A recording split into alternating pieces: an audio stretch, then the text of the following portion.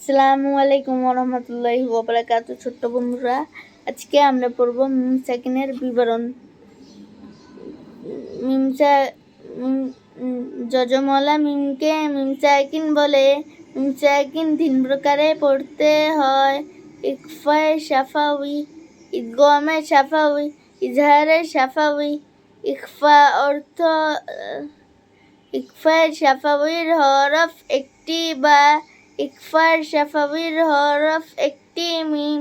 ইকফায়ে শাফাউইর হরফ ইকফায়ে শাফাউইর হরফ একটি বা, ইদগামে শাফাউইর হরফ একটি মিম। ইজহারে শাফাউইর হরফ 26টি, বা মিম ব্যতীত অবশিষ্ট 26 হরফ।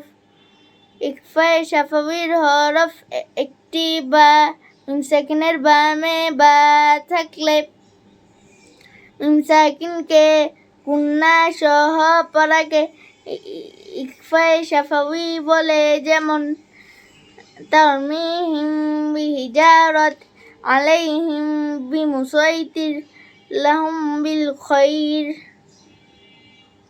ইদগামে শাফাউইর হরফ একটি মিম।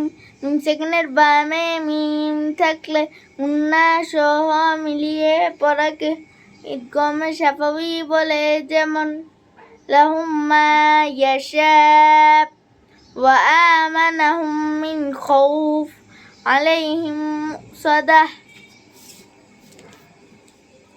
ইজহারে শাফাউইর হরফ 26টি।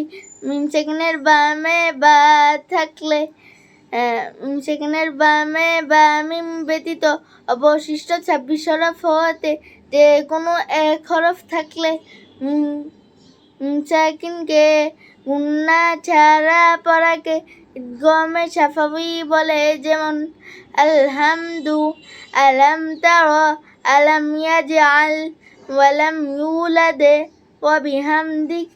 ওয়াবিহামদিকা। তো ছোট্ট বন্ধুরা, আজকে আমাদের পড়া এখানেই।